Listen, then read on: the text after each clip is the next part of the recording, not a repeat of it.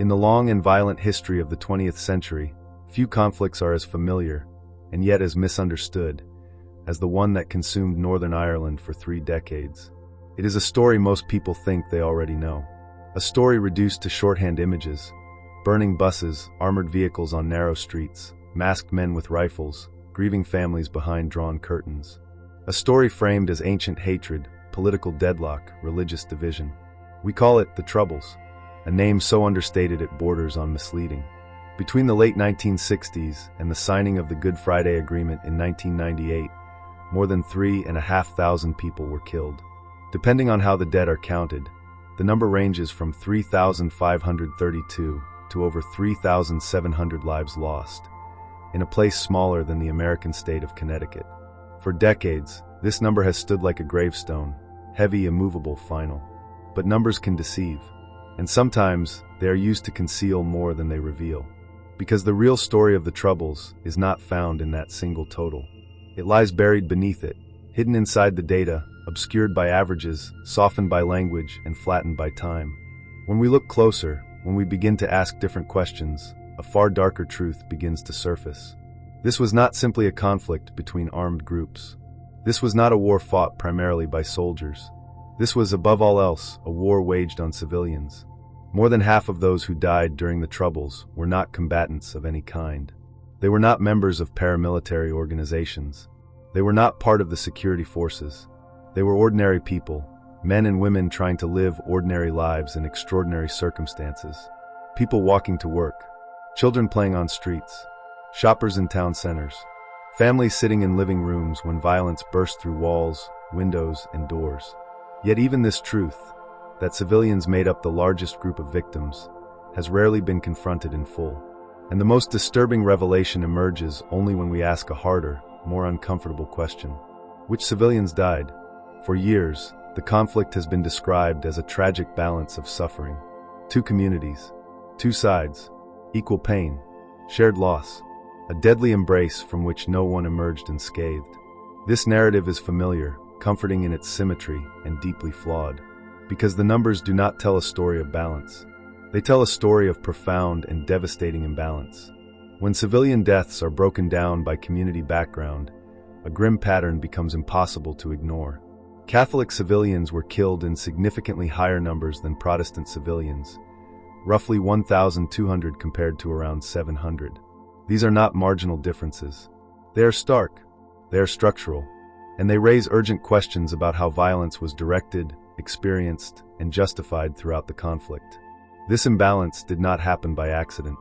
It reflects the geography of violence, the logic of targeting, and the realities of life in a divided society. Many Catholic civilians were killed in loyalist attacks that explicitly targeted people based solely on perceived identity, in homes, pubs, workplaces, and neighborhoods chosen not for strategic value, but for who lived there. Others died at the hands of state forces, in shootings and incidents that remain contested, unresolved, or deeply painful decades later. Protestant civilians, too, suffered terribly. Many were killed in Republican paramilitary attacks, bombings and shootings aimed at symbolic or economic targets, often with little regard for who might be present. Their deaths were no less tragic, no less devastating for the families left behind. But the scale and concentration of civilian deaths fell unevenly. And for years, that unevenness has been obscured by broad totals and simplified narratives that blur crucial distinctions. This documentary does not exist to rank suffering. Pain cannot be measured, and grief does not obey statistics. But ignoring patterns does not honor the dead, it silences them. To understand the Troubles honestly, we must confront not only how many died, but who died, where, and why. Behind every statistic is a human life. Behind every data point is a face, a name, a story interrupted. The numbers matter because they expose truths that memory alone cannot. They reveal how civilians became targets, how identity became a death sentence, and how violence seeped into the most intimate spaces of everyday life. They force us to confront uncomfortable realities about power, responsibility, and the long shadow cast by conflict. For decades, these figures have existed in reports, books, and archives, known, yet rarely spoken aloud. Buried beneath politics, drowned out by slogans, and softened by time. But numbers do not forget. They wait. Tonight, Emerald Chronicle returns to the raw data. We strip away myth and sentiment. We examine the cold arithmetic of loss, not to sensationalize the past, but to understand it. To reveal the deadliest secret hidden in plain sight. Because reconciliation without truth is fragile, and memory without honesty is incomplete. This is not just a story about Northern Ireland's past.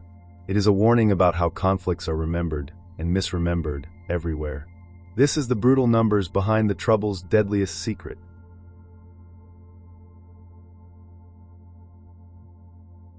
To understand the numbers, we must first understand the world that created them. Because the violence of the Troubles did not arrive suddenly in 1969, unannounced and unexplained. It was not a spontaneous eruption of ancient hatred. It was the final ignition of a fuse that had been burning, quietly, steadily, for more than half a century. That fuse was lit in 1921, with the partition of Ireland. When the island was divided, 6 counties in the north remained part of the United Kingdom, forming the new state of Northern Ireland. From the very beginning, this state was built on a fundamental and enduring division. A Protestant Unionist majority, determined to remain British, held political power, economic influence, and control of the institutions of the state. Alongside them lived a large Catholic nationalist minority, Irish in identity, many aspiring to a united Ireland, now enclosed within a political system that neither reflected them nor represented them. This imbalance was not incidental. It was structural. For decades, Catholics in Northern Ireland did not simply feel disadvantaged, they were disadvantaged by design. The system itself ensured it. Politics was the clearest example. Electoral boundaries were routinely manipulated through gerrymandering, drawn not to reflect population, but to guarantee Unionist dominance. Votes were weighted, wards were engineered, and outcomes were predetermined long before ballots were cast. Nowhere was this more visible than in the city of Derry. Despite a clear nationalist majority, Catholics were confined to electoral districts that left them with only 8 council seats, while the Unionist minority controlled 12. Power did not follow people. It followed lines drawn on a map. Political exclusion was mirrored, relentlessly, in everyday life. Employment opportunities were sharply divided along religious lines. Public sector jobs, skilled trades, and major industries, including the shipyards that defined Northern Ireland's industrial identity, overwhelmingly favored Protestants. For many Catholic families, upward mobility was blocked before it could begin. The phrase "no Catholics need apply" was not a slogan of grievance. It was an unspoken rule, widely understood and rarely challenged. Housing became another front line. Public housing was controlled by Unionist-dominated councils, and allocation was frequently used as a political tool. Protestant families were prioritized. Catholic families were left waiting, often indefinitely, crowded into inadequate housing, multiple generations sharing spaces never designed for them. Housing was not just about shelter. It was about voting rights, stability, and dignity. And it was denied. Even the institutions meant to uphold law and order reflected the imbalance. The Royal Ulster Constabulary, the RUC, was more than 90% Protestant. To many Catholics, it did not appear as a neutral police force. It looked, and often acted, like the armed guardian of a state that viewed them with suspicion. Trust eroded. Fear took its place.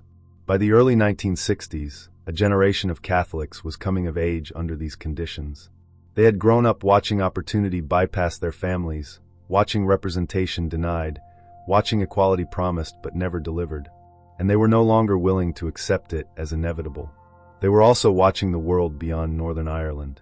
Across the Atlantic, the civil rights movement in the United States was challenging segregation, discrimination, and structural inequality.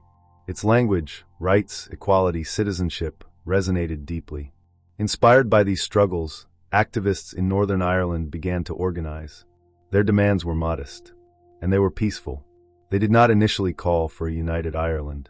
They did not march under armed banners or revolutionary slogans. They asked for one man, one vote. They demanded an end to gerrymandering.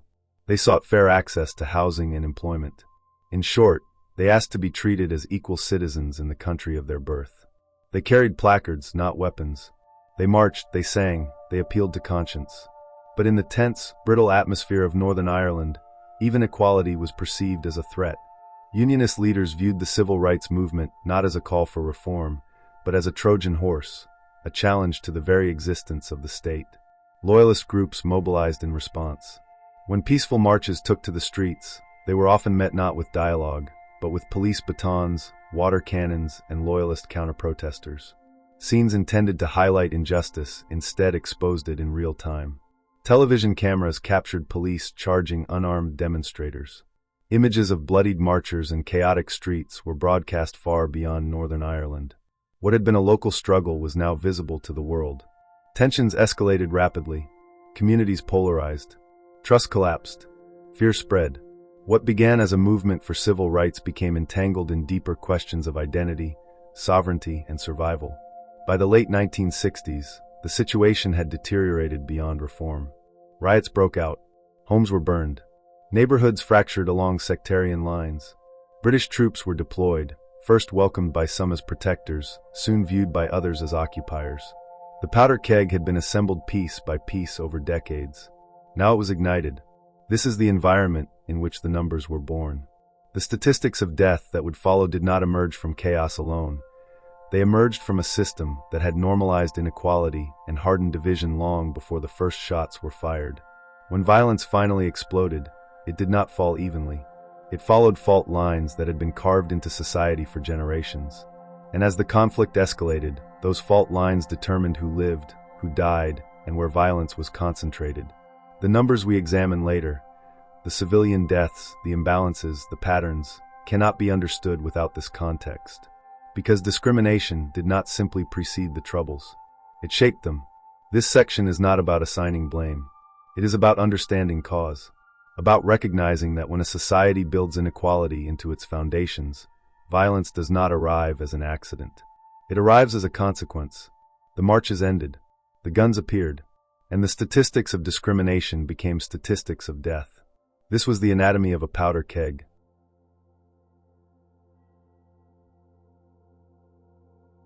By 1969, the tension that had built over generations could no longer be contained. The structures of inequality, the unanswered demands for reform, and the violent resistance to peaceful change had transformed Northern Ireland into a place primed for ignition. All it needed was a spark. That spark came in August 1969. Each year, the apprentice boys of Derry marched to commemorate a 17th-century Protestant victory during the Siege of Derry.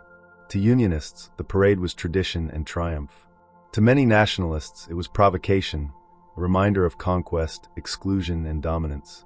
That year, the march passed along the edges of the Bogside, a tightly packed nationalist neighborhood already simmering with anger and mistrust. When residents resisted attempts by the Royal Ulster Constabulary to enter the Bogside, the situation escalated with terrifying speed. Stones were thrown. Batons were raised. Tear gas filled narrow streets.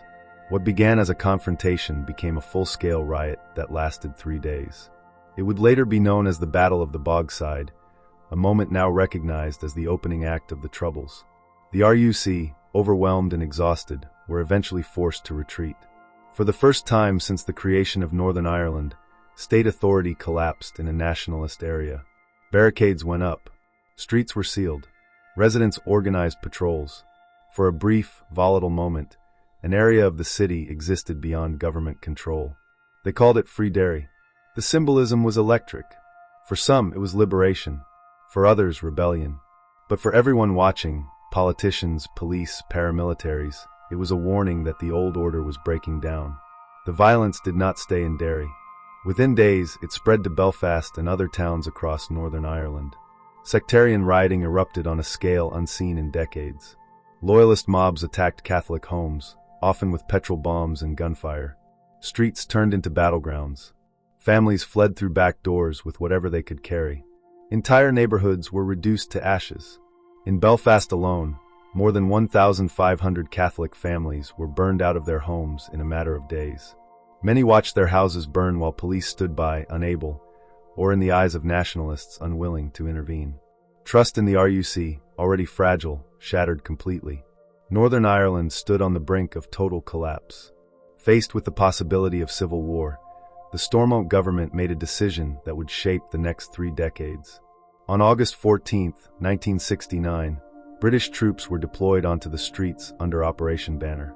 It was the first large-scale military deployment on British soil since the Second World War. At first, the soldiers were welcomed in many Catholic areas. They were seen as outsiders, not Protestant, not Catholic, and therefore neutral. Children posed for photographs with them. Tea was offered. For a brief moment, they were viewed as protectors, a buffer between nationalist communities and hostile police or loyalist mobs. This period would later be called the honeymoon. It did not last. As riots subsided, a new phase began. What had started as communal violence hardened into something more organized, more ideological, and more deadly. Out of the chaos of 1969 emerged the Provisional Irish Republican Army, the IRA. Its mission was clear: force the British out of Northern Ireland and achieve a united Ireland through armed struggle. The British Army, trained for conventional warfare, now found itself fighting an invisible enemy in dense urban neighborhoods. Soldiers conducted house raids. Streets were sealed. Curfews were imposed. In nationalist areas, military patrols became a daily reality. The line between peacekeeping and occupation blurred, and then disappeared altogether. One moment in particular came to define the shift. In July 1970, the army imposed a curfew on the Falls Road, a nationalist area of West Belfast. For 36 hours, the neighborhood was sealed off. Homes were searched. Thousands of rounds of ammunition were fired. For civilians were killed. For many Catholics, the illusion of neutrality died there. Alienation deepened. Resistance hardened. The statistics from these early years reveal how quickly Northern Ireland slid into sustained conflict. In 1969, 16 people were killed. In 1970, the number rose to 25. Then came 1971, the year the figures exploded. 174 people were killed, more than in the previous 2 years combined. The catalyst was a single policy decision with catastrophic consequences. In August 1971, the government introduced internment without trial. Suspected Republicans were arrested in dawn raids and imprisoned indefinitely based on deeply flawed intelligence. Almost all of those detained were Catholic. Many had no connection to paramilitary activity. Loyalist groups were largely untouched. The reaction was immediate and furious. Riots erupted. Violence surged. Trust in the justice system collapsed entirely. Internment did not weaken the IRA, it strengthened it. It became, by many accounts, the single greatest recruitment tool the organization ever had. Young men who had grown up watching discrimination, violence, and now mass arrest without charge saw no path left but armed resistance. The conflict had crossed a point of no return. What followed was not a series of isolated incidents, but a sustained inferno. Bombings, shootings, assassinations, and reprisals became routine. Communities fortified themselves. Neighborhoods segregated. Fear became part of daily life. The numbers began to climb with chilling predictability. And yet, even as the death toll rose, one truth remained obscured. The conflict was increasingly being paid for not by fighters, but by civilians. The year 1972 loomed ahead, the deadliest year of the Troubles. A year that would redefine the scale of violence, sear itself into memory, and cement patterns that would persist for decades. By then, the mathematics of death had become brutally clear. What began as a civil rights movement had transformed into a full-scale conflict. What began with marches had ended in gunfire. And what began with demands for equality had ignited a war whose cost would be measured not only in lives lost, but in generations scarred. The spark had caught. The inferno was burning. And Northern Ireland would never be the same again.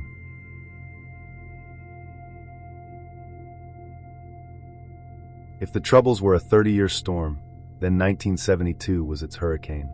It was the year when restraint collapsed completely, when violence accelerated beyond control, and when the conflict revealed its true catastrophic scale. In those 12 months alone, between 480 and 496 people were killed, more than 1 in every 10 deaths of the entire conflict, compressed into a single year. On average, more than 1 person died every day. Some days far more. But 1972 was not just the deadliest year. It was the year when the numbers stopped being abstract and began to bleed. The year opened with an event that would reverberate far beyond Northern Ireland, an event that became a global symbol of state violence and shattered any remaining illusion of neutrality. On January 30th, 1972, thousands gathered in Derry for a civil rights march protesting internment without trial. The march was unarmed. It was intended to be peaceful. It ended in gunfire. British paratroopers opened fire on the crowd. In the space of roughly 10 minutes, 26 people were shot. 13 were killed outright. Another would later die from his wounds. Every single victim was Catholic. Every single one was unarmed. Some were shot while running away, others while trying to help the wounded. The world would come to know the day as Bloody Sunday. The impact was immediate and seismic.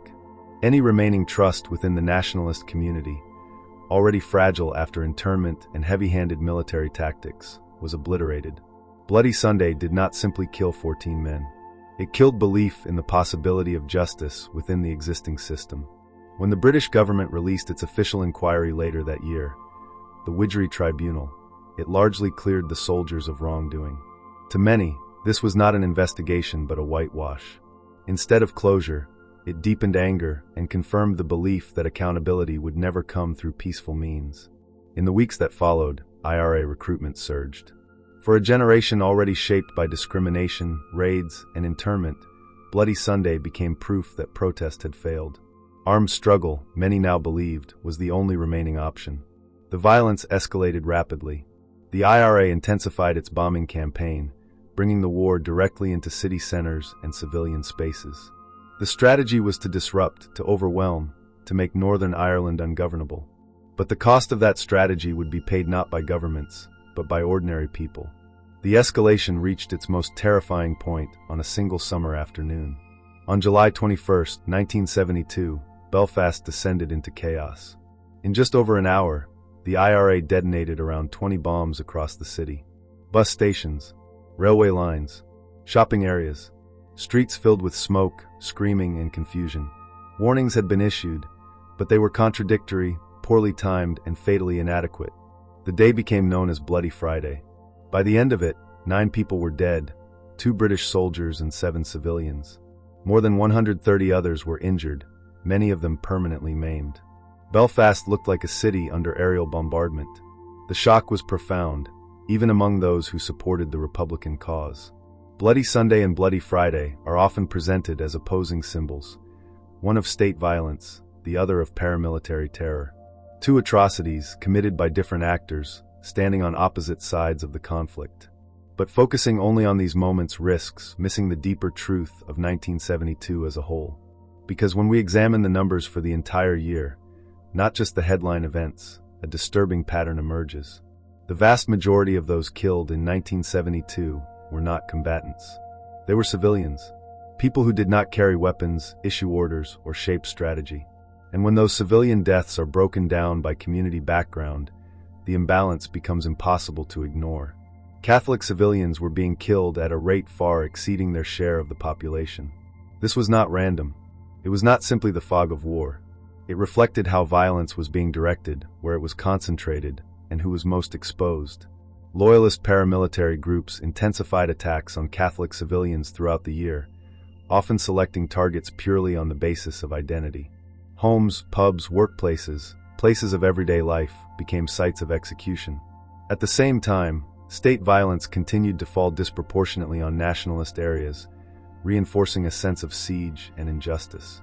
Meanwhile, Republican bombings, though often framed as attacks on infrastructure or symbols, repeatedly resulted in civilian deaths, particularly among Protestant communities. The result was a brutal arithmetic of loss, one that fell unevenly, relentlessly, and predictably. By the end of 1972, Northern Ireland had crossed a threshold. The conflict was no longer episodic. It was systemic. Killing had become routine. Death had become statistical. And yet, even as the numbers mounted, the full implications remained largely unspoken. The total death toll was recorded. The major incidents were remembered. But the pattern beneath the violence, the civilian imbalance, the concentration of suffering, was rarely confronted directly. 1972 matters not just because it was the bloodiest year, but because it set the template. It hardened attitudes. It entrenched strategies. It normalized civilian death as collateral, acceptable, inevitable. From that point on, the conflict would continue for another 26 years. Thousands more would die. But the mathematics of the Troubles, who was most vulnerable, who paid the highest price, had already been written. The numbers did not lie. They bled. And to understand the deadliest secret of the Troubles, we must begin here, in the year when violence peaked, truth fractured, and Northern Ireland learned just how high the human cost could climb.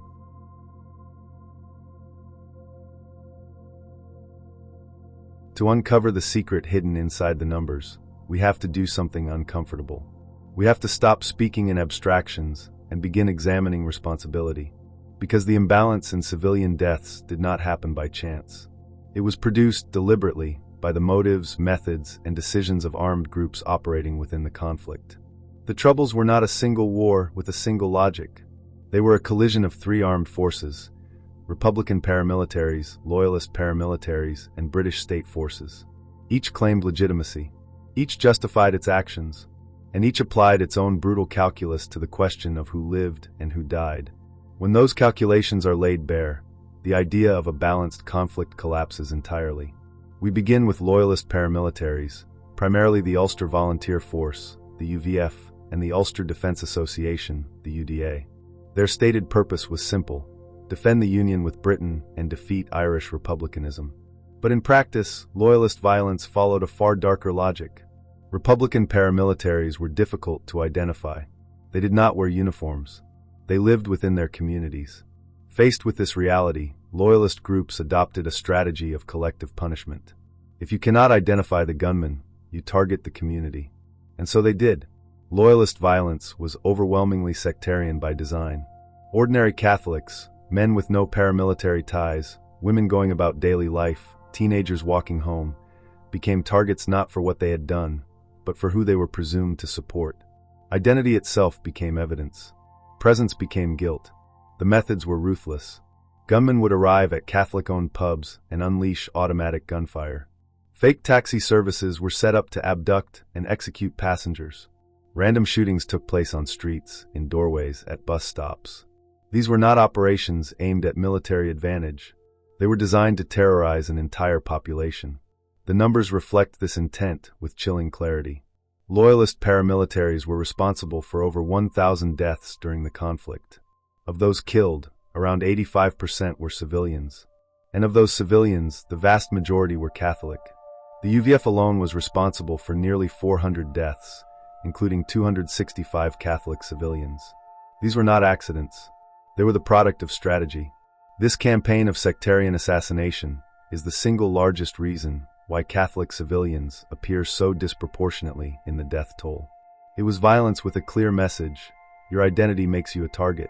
Now we turn to Republican paramilitaries, most notably the Provisional Irish Republican Army. The IRA's declared objective was the removal of British rule from Northern Ireland and the creation of a united Ireland. Unlike Loyalist groups, their stated targets were not civilians, but the forces of the Crown, the British Army, and the RUC. In purely numerical terms, Republican paramilitaries were responsible for the majority of security force deaths during the Troubles. In total, Republican groups killed over 2,000 people, accounting for nearly 60% of all deaths in the conflict. By scale alone, they were the deadliest actors. But numbers alone do not tell the full story. The IRA's primary weapon was the bomb, a device that, by its nature, cannot distinguish between uniform and civilian, between target and bystander. Bombs placed in city centers, pubs, shops, and transport hubs transformed everyday spaces into killing zones. Even when warnings were issued, they were often late, vague, or confused. Evacuations failed. People remained trapped. As a result, around 640 civilians were killed by the IRA. Unlike Loyalist violence, Republican civilian victims were more mixed in community background. The IRA killed more Protestant civilians than Catholic civilians, largely due to bombings in commercial areas frequented by Protestants. Events such as Bloody Friday in 1972 or the Enniskillen bombing in 1987, which killed 11 Protestant civilians attending a Remembrance Day ceremony, provoked widespread horror and condemnation, even among Republicans. But the IRA also killed Catholic civilians. Many were accused of being informers. Some were abducted, interrogated, and summarily executed. Others were killed by bombs intended for different targets. These deaths were often buried quietly, absorbed into communities already numbed by loss. Republican violence, then, was not sectarian in the same explicit way as Loyalist violence, but it was indiscriminate, and civilians paid the price. Finally, we must confront the role of state forces, the British Army, and the Royal Ulster Constabulary. In raw numbers, the state was responsible for a smaller share of the total deaths, around 10%, or roughly 360 people. But the impact of those deaths was immense because of who carried them out and how they were perceived. Of those killed by state forces, the vast majority were civilians. And of those civilians, the overwhelming majority were Catholic. The British Army alone killed around 300 people during the conflict. At least 188 of those were civilians, and 162 were Catholic. These figures reveal a stark pattern, one that cannot be dismissed as coincidence or collateral damage. Bloody Sunday is the most infamous example, but it was not unique. Across Northern Ireland, civilians were shot at checkpoints, during raids, or amid protests. The use of plastic bullets as a crowd control weapon resulted in 16 deaths, most of them Catholic civilians, several of them children. When lethal force comes from the state, its consequences extend far beyond the immediate loss of life. Each killing reinforced the belief within nationalist communities that the system itself was stacked against them, that justice was selective, accountability absent, and equality unattainable. This perception mattered. It fed anger. It legitimized resistance in the eyes of many. And it became a powerful engine of recruitment for Republican paramilitaries. When we place all of these figures side by side, the secret behind the numbers is no longer hidden. Catholic civilians were trapped in a three-way vice. They were the primary targets of loyalist paramilitaries, killed deliberately because of identity. They were victims of Republican violence through indiscriminate bombings and internal executions. And they were killed by state forces at a vastly disproportionate rate, undermining any claim of neutrality. This is the brutal arithmetic at the heart of the Troubles. Not a balanced war, not equal suffering, but a conflict in which one civilian population absorbed violence from every direction.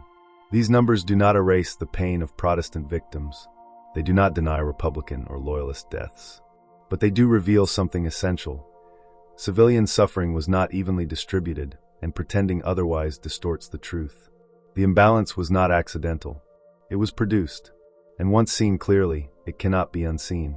This is the deadliest secret behind the numbers. Not just how many died, but who bore the greatest weight of the violence, and why that reality has been so long obscured. To understand the legacy of the Troubles, we must begin here, with responsibility, with honesty, and with the courage to let the numbers speak. The brutal numbers of the Troubles are written on the very map of Northern Ireland. The violence was not spread evenly. It was intensely concentrated in specific areas. The addresses of the victims tell a story of segregation, poverty, and proximity to danger. Unsurprisingly, the epicenter of the conflict was Belfast. The city, a patchwork of fiercely segregated working-class enclaves, accounted for over 1,500 deaths, more than 40% of the entire conflict's total. Even within Belfast, the suffering wasn't evenly distributed. The violence was overwhelmingly concentrated in the poorest parts of the city, the staunchly nationalist estates of West Belfast and the divided communities of North Belfast. Together, these two areas alone accounted for nearly 1,200 deaths. In contrast, the more affluent, predominantly Unionist areas of South and East Belfast saw significantly less violence. This concentration directly fed the disproportionate casualty rates. The front lines were the interfaces, the points where loyalist and nationalist communities brushed up against each other. These zones, often separated by a single street, were where much of the sectarian killing took place. Loyalist death squads had easy access to adjacent Catholic neighborhoods, making random assassinations tragically simple. Outside of Belfast, the violence followed a similar pattern, clustering in other nationalist majority areas. The city of Derry, site of the Battle of the Bogside and Bloody Sunday, was a major flashpoint. The counties of Armagh and Tyrone, particularly the border regions known by some as Bandit Country, also saw intense violence.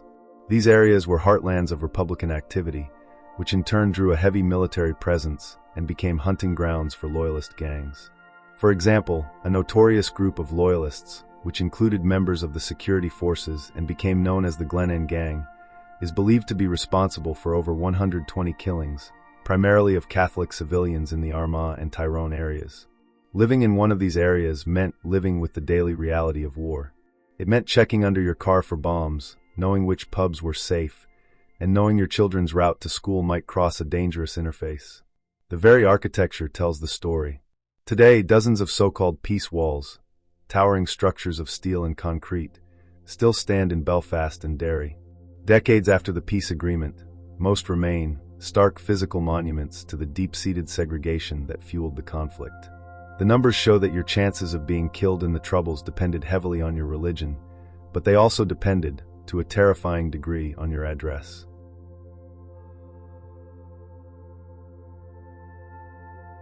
After the devastating violence of 1972, the Troubles did not end.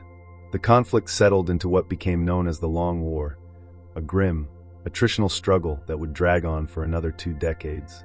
The death toll never again reached the terrifying heights of 1972, but killing continued with a horrifying regularity. Violence became embedded in daily life, punctuated by political maneuvering, strategic shifts, and periodic explosions of terror. And through it all, the brutal numbers continued to climb, leaving a trail of human loss that would shape Northern Ireland for generations. The mid-1970s brought tactical changes across all sides. Loyalist paramilitaries were declared illegal and driven further underground, making their operations more clandestine, but no less deadly. The British government implemented a policy of austerization and criminalization, aiming to recast the conflict not as a war, but as a matter of law and order. The army would withdraw from the front line, leaving the locally recruited Royal Ulster Constabulary, RUC, and Ulster Defence Regiment, UDR, in charge. A cornerstone of this strategy was ending special category status for paramilitary prisoners.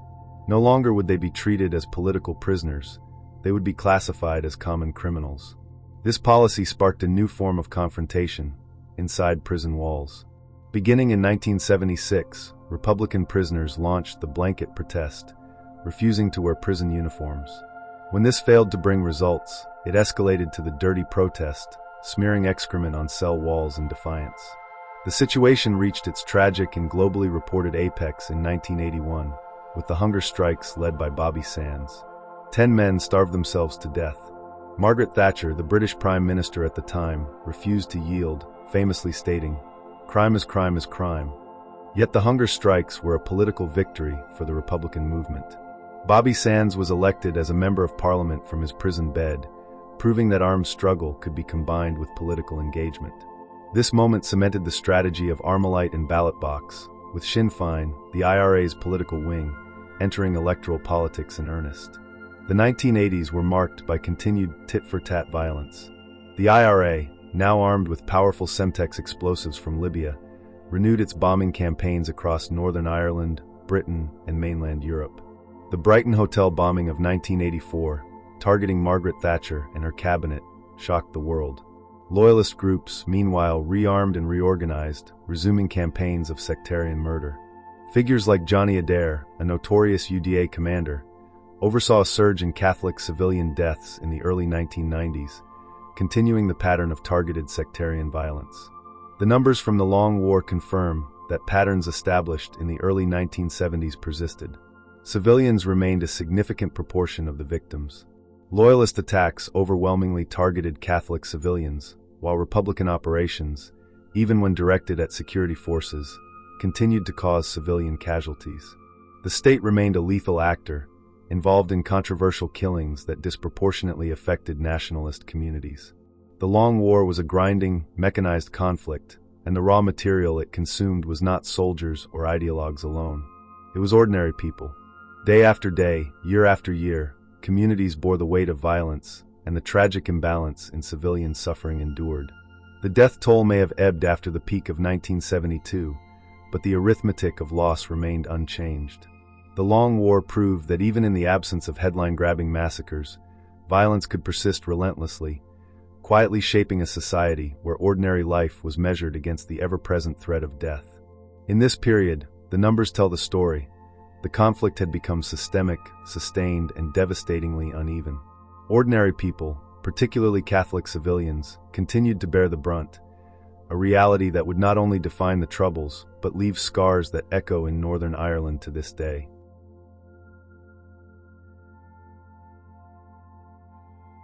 By the late 1980s and early 1990s, Northern Ireland was exhausted. War weariness had seeped into every corner of society. Communities had endured decades of violence. Families had buried their children, their neighbors, their friends. And a stark realization had taken hold. The conflict had become a bloody stalemate. The IRA could not force a British withdrawal through sheer violence. The British government could not defeat the IRA militarily. Loyalist paramilitaries could not secure the Union through targeted sectarian murder. Each side had reached the limits of what brute force could achieve. Amid this impasse, quiet efforts began to reshape the landscape. Secret back-channel communications between the British government and the Republican movement paved the way for dialogue. Community leaders and politicians worked tirelessly, building networks of trust, often invisible to the public, laying the foundations for a political resolution. These efforts culminated in paramilitary ceasefires in 1994 and, eventually, the historic Good Friday Agreement of 1998. The agreement was a landmark compromise, a careful balancing act designed to accommodate both identities. It established a power-sharing government, forcing Unionists and Nationalists to govern together. It recognized the legitimacy of both identities, the right of Unionists to remain British, the aspiration of Nationalists for a united Ireland. It enshrined the principle of consent, confirming that Northern Ireland would remain part of the United Kingdom as long as a majority wished it, while also providing a peaceful, democratic pathway toward Irish unity. The Good Friday Agreement largely ended the violence. The bombs stopped. The daily death toll dropped to zero. It was a monumental achievement, a triumph of diplomacy over decades of bloodshed. Yet peace did not erase the past. It did not return the dead. It did not erase the brutal arithmetic of the Troubles. The numbers remain, stubborn and unyielding, a reminder of who suffered most and why. For the nationalist community, the disproportionate deaths of Catholic civilians, targeted by loyalist paramilitaries and subjected to excessive state violence, left a profound and lingering distrust of the state. The quest for justice for incidents like Bloody Sunday continues decades later. For the Unionist community, the indiscriminate bombing campaigns of the IRA inflicted trauma and a persistent sense of insecurity. The psychological scars, the loss of loved ones, and the memory of a war fought in city streets and public spaces continue to shape community consciousness. The imbalance in the numbers is not just a historical footnote, it is a dangerous legacy. Extremists on both sides can and do weaponize the past, exploiting victimhood to fuel division. Yet the numbers themselves tell a different story, a complex, uncomfortable truth. They reveal that while both communities suffered, the nature of that suffering was different. Catholic civilians were systemically targeted, while Protestant civilians were disproportionately impacted by indiscriminate attacks. The result, a civilian death toll in absolute and per capita terms that was far higher for one community. There is no hierarchy of grief. The pain of a family who lost someone to an IRA bomb is no less real than the grief of a family who lost someone to a loyalist gunman. But to ignore the statistical imbalance is to deny the fundamental truth of the conflict, the deadliest secret that has been hiding in plain sight for 50 years. The numbers speak, and now, for the first time, they can be heard clearly.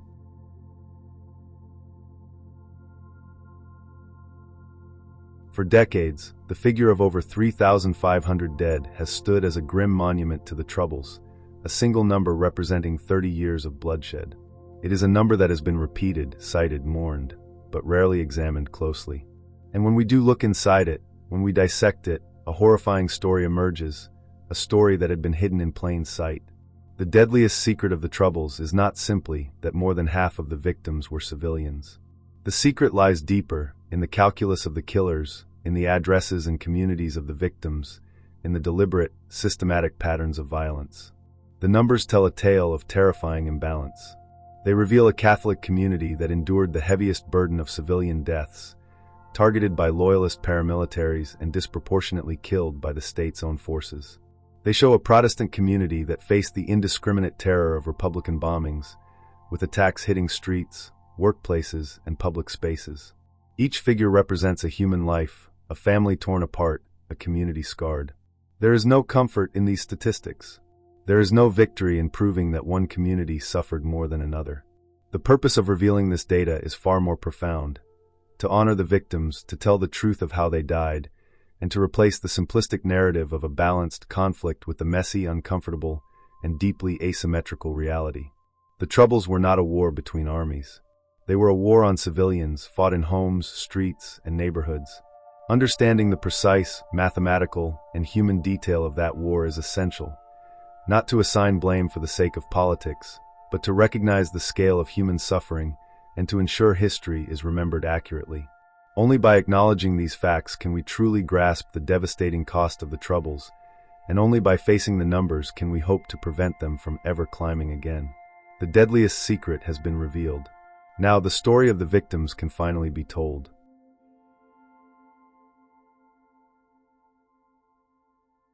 If this documentary challenged what you thought you knew about the Troubles, don't let the conversation end here.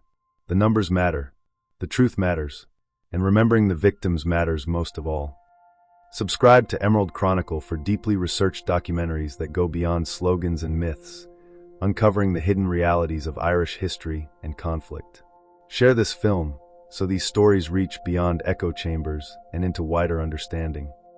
Leave a comment with your thoughts, your memories, or the questions this documentary raised for you. History isn't something we inherit fully formed. It's something we must confront, examine, and learn from together. Because when we stop looking away from the facts, we honor the past and protect the future.